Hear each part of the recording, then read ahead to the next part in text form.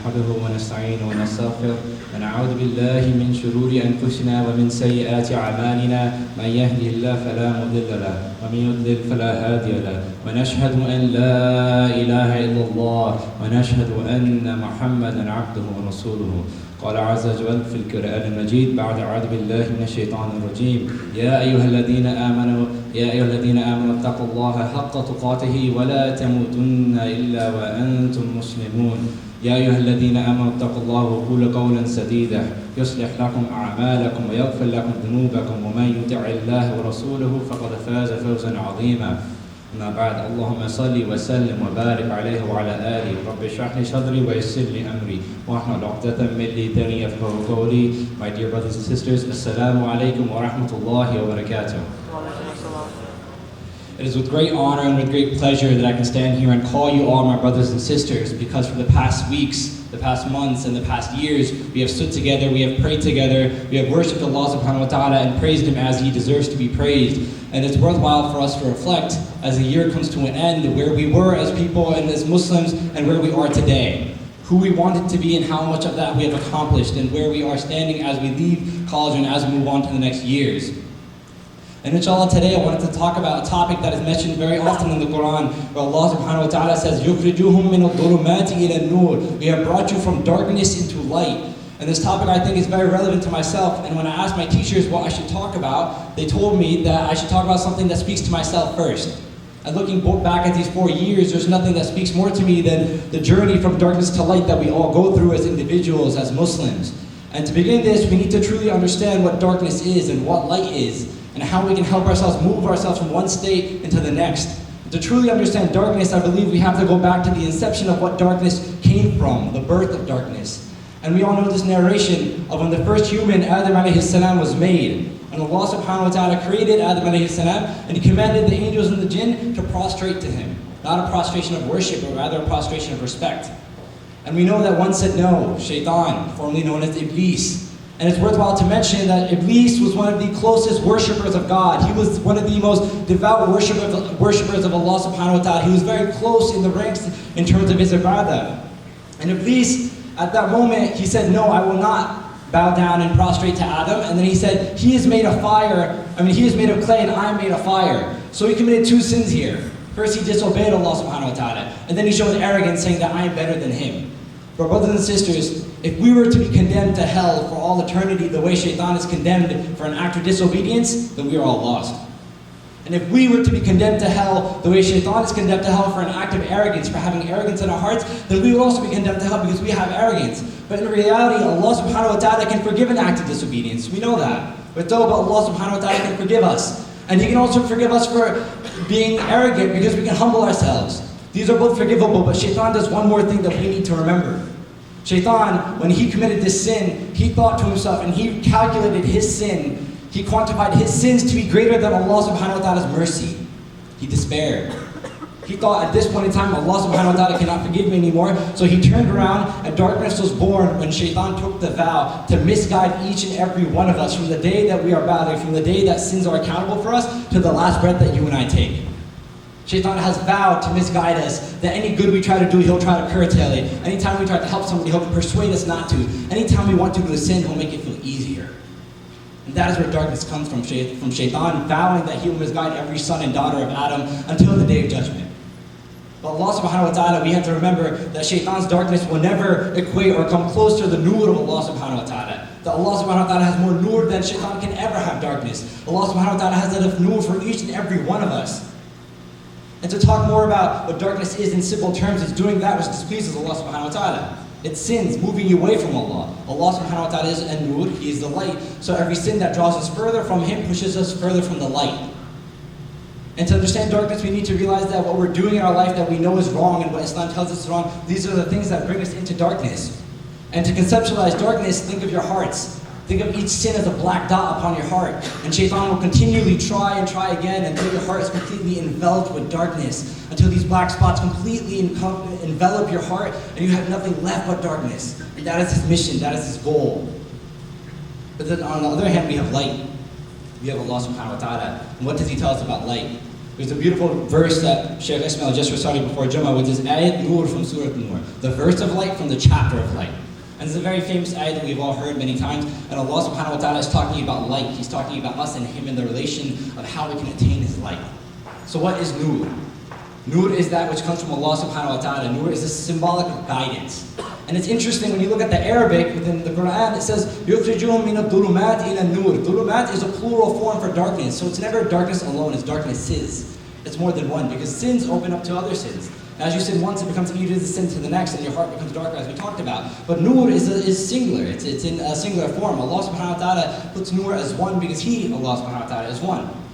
In this ayah, it begins by saying, Allahu nuru samawati wal ard. Allah is the light of the heavens and the earth. He tells us that He Himself is light, that guidance comes from Allah subhanahu wa ta'ala. But then scholars also tell us that in the Quran, there's an ayah which calls the Quran guidance. And then the Prophet Muhammad sallallahu alaihi wasallam is also guidance. He calls him an enlightening, something that is like an enlightening God, an enlightening light for us. So we understand that revelation and guidance come from Allah subhanahu wa ta'ala, and He manifests it with His Quran, His words, His kalam. The word of Allah subhanahu wa ta'ala is guidance for us. The Prophet Muhammad sallallahu alaihi wasallam, he is guidance for us. He's for both of us. And the ayah continues and says, مَثَلُ نُورِهِ كَمِشْكَاتٍ فِيهَا مِصْبَاحٌ. The likes of which is like a crevice, like a niche, within there is a lamp. And then he continues and says, مِصْبَاحُ فِي زُجَاجَةٍ. And that lamp is covered with glass. So now we have a niche, we have a crevice, then we have a lamp inside of it which is covered with glass. What is Allah subhanahu wa ta'ala talking about here? Through the interpretation of Ibn Abbas, we find that the crevice, that niche, crevice is like something you can kind of peek into, right? You're looking, it's covered, but you can look inside of it. That is the chest of the believer. The mishkat is the chest of the believer. The zujaja, the glass enclosure within, is the qalb of the believer. That's your heart. Your heart is an enclosure, and within it we find a candle, not like a lamp switch, but like a candle inside of it. That light is iman. That light is your belief in Allah subhanahu wa ta'ala. That light inside of you, the nur within ourselves, is our belief in La ilaha illallah Muhammad Rasulullah. Why is Allah subhanahu wa ta'ala calling our hearts glass? It's unique. It's a unique terminology that Allah subhanahu wa ta'ala uses by using zujaja. And then He continues to say the zujaja is like a bright shining star. That light emanates from within it. And if you understand the concept of glass, it's see-through, and glass can also be brittle, can be very easy to break as well as very frigid.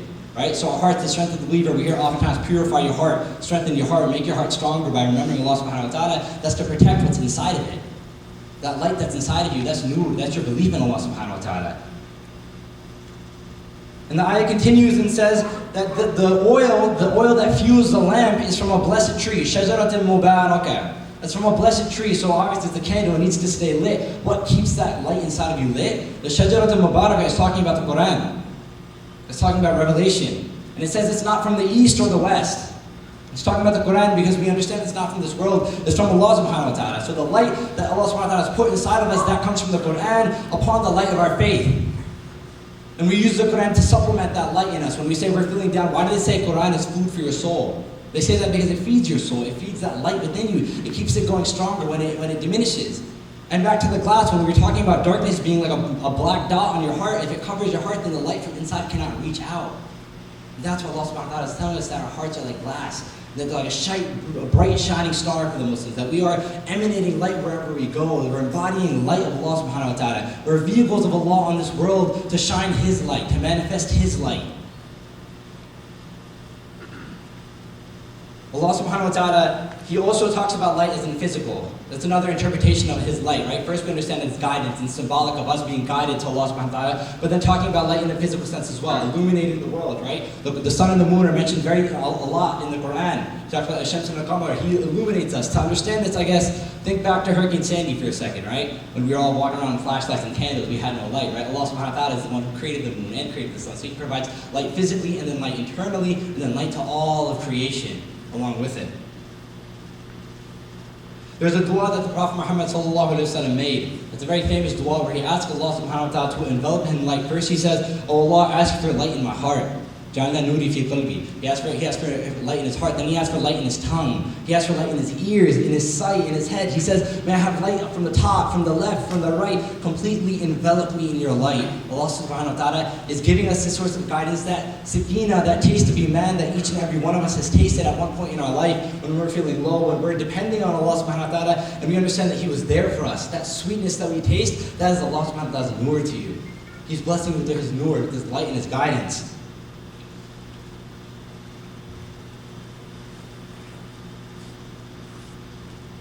And then the ayah continues to talk about the oil from the tree as it would be set on fire without any flame. Meaning the oil from the tree of the Quran is as if it would light on fire without any flame.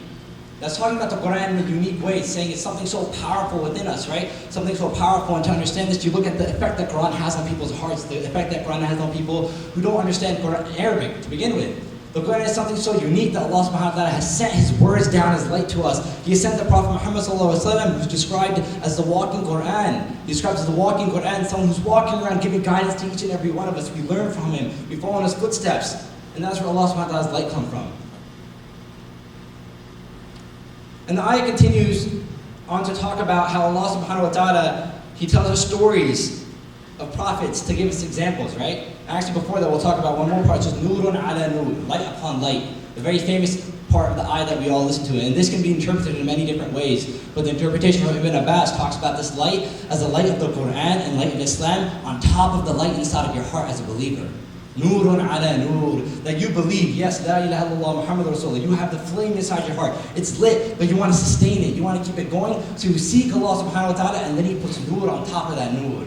And you are completely enlightened from the inside, and it reflects in your actions, it reflects in your worship, it reflects in every aspect of your being as a Muslim. And then he continues and said, Allah guides His light to whom He wills, and Allah subhanahu wa ta'ala, He presents His light as something that we need to seek to attain. Nur is something that we need to strive for. Nur is something we need to constantly be asking dua for. Prophet Muhammad sallallahu alaihi wasallam would constantly ask Allah, oh Allah, give me your light. Give me your light. Give me your light to me and my ummah so that we may be illuminated, that we may find Him. And then Allah subhanahu wa ta'ala says, Allah presents examples for people with fables and stories. In the Quran, we have many stories about light and darkness. Inshallah, today we'll talk about one that I came across when I was searching through the book of Ibn Kathir for stories of the prophets. I opened on the story of Prophet Jonah alayhi salam, Prophet Yunus. And as I read the story, it was interesting that as kids, we learned the story as a prophet who was swallowed by the whale. But in reality, the story has so much more to it. Just to do a quick recap of the story, Prophet Yunus alayhi salam, he was sent to the town of Nineveh. And he was sent there, he was sent as all messengers are sent, to guide the people, to call them to Islam. When he tried again, people were not listening to him. They're saying, we don't believe the threats you bring to us, we don't believe in the God that you're telling us about, and we're okay with the way we are. And after a long time, he started to get frustrated. He was upset with the fact that these people weren't listening, and he's calling them to salvation, yet they don't care. And time again, he'd go to them, and then it came to a point when they said, let it happen. Let it happen to us. The people of Thamud, the people of Ad, they came before us. We're going to disobey as well, and we don't believe what you have to threaten us. So Yunus became disheartened. He's human. He was disheartened, and he decided to leave the town of Nineveh. And now this is unique because this story splits into two parts, with one with the people and then one with the prophet, both being separate.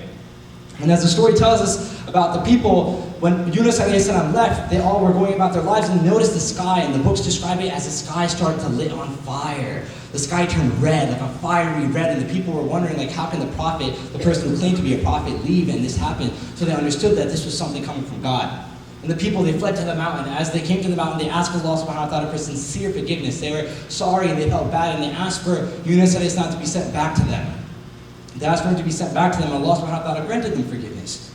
And now we move on to the story of Yunus when he leaves. When he leaves, he boards a ship of pagans, of people who did not believe in Allah subhanahu wa ta'ala, and he boards the ship to leave, and leave these people that he knew he wasn't able to guide. And as he boards the ship, the waves, the ocean is very rough upon these sailors. It's very rough. The waves are smacking the boat left and right, and the captain and other sailors are worried as to what's happening. And they start to lower the weight. The captain tells them, lower the weight off the ship so that it may stay afloat, that we might not be taken over by water. They lower the weight, but nothing happens. They keep lowering the weight and nothing happens. Then they come to realize that they need to do something more. In their tradition, in the polytheistic tradition of the time, making a sacrifice to the gods of the ocean was something they thought would appease the gods of the ocean and would bring calmness to the waters. And Yunus obviously did not believe in such things, but he was on the ship and he was not the captain, so he was subjected to it. And what they did was they drew names from a lot. They put all their names in, and when they drew the lot to see who would have to sacrifice themselves to the ocean, Yunus alayhi salam's name came up. The people felt bad. Said, he's a good man, he's a righteous person, let's do it again. They did it again. And they drew his name, and it was his name once more.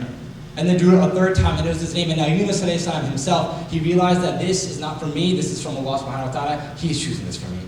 So now Yunus alayhi salam goes to the edge of the ship. Now just imagine complete pitch darkness. No light in the sky, no moon, no stars, complete cloudiness, and a dark ocean in front of you. Yunus alayhi salam then submerges into the water. And he goes in, and this is that part of the story when you hear that a whale, Allah subhanahu wa ta'ala commands the whale to swallow him and to take him to the bottom of the ocean. And when he's in the bottom of the ocean, Yunus alayhi salam thinks he's dead. He thinks he's passed away, but then he realizes that he's not, and he's still alive. And now it has dawned upon him. Now it has dawned upon him when he is under 3 layers of darkness. The first layer is the darkness of the whale's stomach. The second layer is the darkness of the sea. And then lastly, he's in the darkness of the night. He's in 3 layers of darkness, completely enclosed with darkness. And it dawned upon him that he left the people without Allah subhanahu wa ta'ala's permission. That he as a messenger acted without Allah's permission. And this mistake is not for us to think that we're better than him or that Yunus alayhi salam was not a good Muslim. He was better than any of us will ever be, but this was his lesson from Allah subhanahu wa ta'ala. And when he was down there, he made this beautiful dua that all of us know. La ilaha illa ant subhanaka inni kunni min al-dhalimeen. Such a beautiful dua. It means, there is no God except you, O Allah. Glory be to you, subhanak. Inni kunni min al-dhalimeen. Verily, I have been among the wrongdoers. And this dua, we learn a lot of lessons from this dua. First, we proclaim and we give Allah subhanahu wa ta'ala the praise He deserves. La ilaha illa ant. There's nothing worthy of praise but you. You are the glorified one. And subhanaka, this is saying that any imperfections are from us. You are without any imperfections. You are so perfect, O Allah subhanahu wa ta'ala. We look to you and we look to you for guidance. We look to you for mercy. Inni kunni min al-dhalimeen. This is the most important part for us to realize. He says, verily I have been among the wrongdoers. He's confessing his sin. He's admitting the fact that he should not have left the people. What do we learn from this? Oftentimes it's really hard to apologize to a person. I made a mistake to a person. It's hard for me to go to that person and say, I'm sorry, I made a mistake. To confess that it was my fault. Yunus alayhi salam is doing this. He's acknowledging that he should not have left. He's like, Inni kunni min al-dhalimeen. Oh Lord, you are the one without flaws. I have flaws. I need your forgiveness. I need you to look down upon me with an eye of mercy and forgive me for that which I've done. Confessing your sins, admitting that we as humans will always make mistakes, but Allah subhanahu wa ta'ala has infinite mercy for each and every one of us. Admitting that fact, realizing it. And when Yunus alayhi salam was in the bottom of the ocean, we need to understand the profound meaning of this story is that he left the people who were in darkness, and Allah subhanahu wa ta'ala put him into the darkness of the bottom of the ocean so he could see the darkness that these people were living in. He was put to this dark test. He was enveloped with darkness so he can realize that I had the nur of Allah, but these people didn't. These people didn't have the guidance that I have. So he could see what they were living in. He could taste the kufr that they were living in. 2 weeks ago, Shaykh, he was sitting and he was telling us about how he'd experienced the darkness of kufr. And he's so grateful for the taste of Iman, the sweetness of Iman, the sweetness of Allah subhanahu wa ta'ala's guidance. And each and every one of us are so blessed to be guided by Allah. Sometimes we need to just say, Alhamdulillah, for being Muslim. Alhamdulillah that we have something that teaches us how to be good Muslims, something that gives us hope beyond this world. That when we may not succeed in this dunya, and we may struggle in this dunya, that Allah subhanahu wa ta'ala has promised us something better in the life to come. We ask Allah subhanahu wa ta'ala to grant us His nur, grant us His guidance, and make us among those who believe in Him and have yaqeen in His deen. Ameen. We ask Allah to forgive us so that we may be forgiven. أقول قولي هذا وأستغفر الله لي ولكم فاستغفروه يغفر لكم.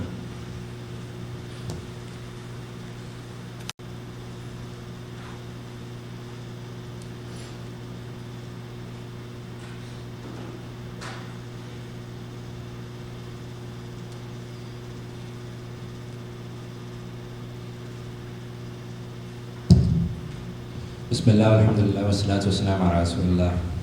I want to share an experience that I had a few months ago with my teacher in one of my classes.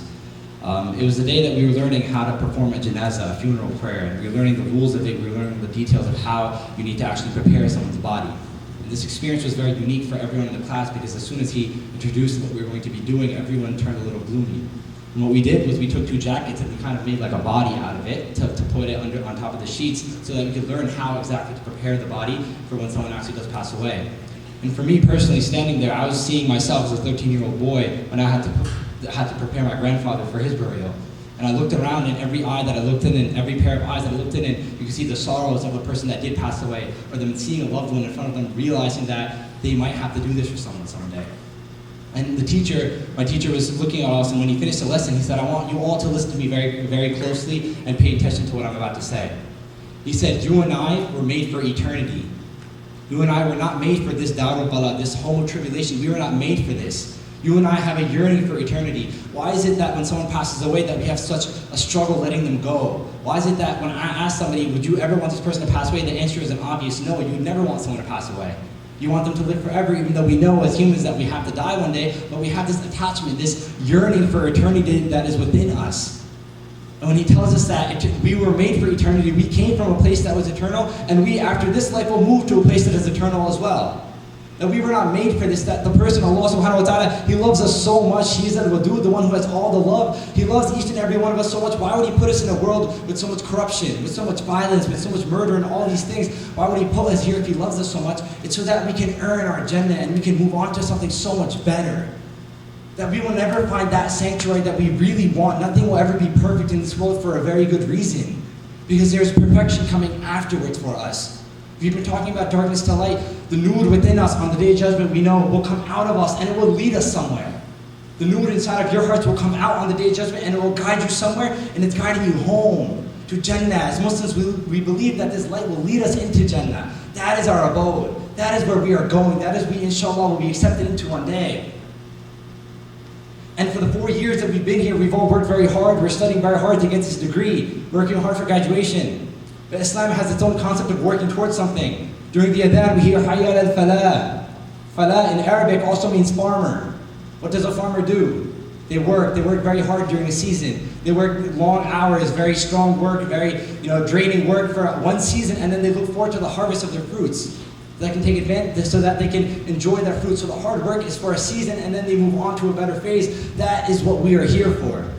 Allah subhanahu wa ta'ala, Hayya ala come to success. We are here in this world to attain our success. In a few weeks, we have our graduation coming up with a very noble and very well-known, world-renowned speaker. A speaker who everyone around the world recognizes. So we're all excited, we're all very enthusiastic to go to this graduation. After 4 years of hard work, we're going to go get our diplomas. It's going to be a great feeling inside, right? Brothers and sisters, I'm here with glad tidings to tell you about a better graduation, with a better convocation speaker. That one day, inshallah, that when we move on to the next life, that when we see our good deeds in front of us and Allah subhanahu wa ta'ala has granted His mercy, with the mercy of Allah subhanahu wa ta'ala, we will go through a graduation in which we enter Jannah. And that is the graduation that we need to work forward to past these 4 years. And the speaker, the person that we look forward to meeting on that day is Prophet Muhammad sallallahu alayhi wa sallam.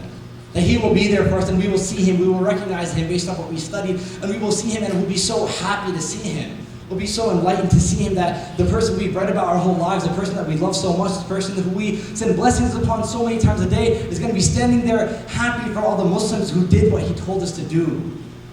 That he came down with nur, he transmitted nur to us, he transmitted the Quran and these rules and everything that we need to do, and he's going to be standing there so happy that each and every one of us as Muslims, inshallah, will have attained that.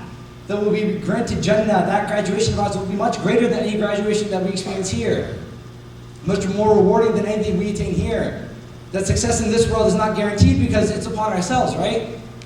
I get a bad GPA, I don't do well on exams, I don't get into medical school. These are things that we think of failure in this world, but Allah subhanahu wa ta'ala promises something better that there's more guarantee for. That if you worship Allah subhanahu wa ta'ala, you understand the rules that we have to do, you follow the footsteps of the beloved Muhammad sallallahu alayhi wa sallam, that you will be granted this beautiful, beautiful entry into Jannah.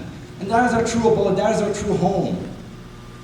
And as we're leaving, and this might be the last time that each and every one of us pray next to each other, this might be the last time we stand in this building side by side, we need to remember that this congregation might be our last in this world, but it might not be the last in the next world. That we, brothers and sisters, might be reunited one more time in Jannah, and we make dua that inshallah, ameen, every single one of us are there in Jannah together. Allahumma ameen.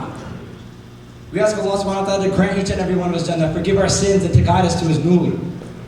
We ask Allah subhanahu wa ta'ala to bless our hearts with nur and to remove the darkness that is within us. We ask Allah subhanahu wa ta'ala for those that are misguided to guide them, and those who are guided to make them lights for other people. We ask Allah subhanahu wa ta'ala with those who have sicknesses to forgive them and to give them shifa. We see our parents growing old, and it's difficult for us to see our parents growing old. Oh Allah, give our parents shifa. Make us a blessing for them, not a trial. Make us people who bring our parents into Jannah and not those who burden them. We ask Allah subhanahu wa ta'ala to accept everything we have done over these 4 years and to forgive any sins that we have done in our college and to make us righteous Muslims. We ask Allah subhanahu wa ta'ala to grant those who are seeking jobs. We ask Allah subhanahu wa ta'ala to grant those who are seeking admission into graduate school their admission. We ask Allah subhanahu wa ta'ala to grant all those who are seeking knowledge the knowledge. And lastly, we ask Allah subhanahu wa ta'ala to make no one more beloved in our hearts and in our lives than the Prophet Muhammad sallallahu alayhi wa sallam. We ask us to make him more beloved than our future spouses, than our family, than our mothers, our fathers, and everybody that we know. We ask Allah subhanahu wa ta'ala to make the Prophet Muhammad sallallahu alayhi wa sallam more beloved to us.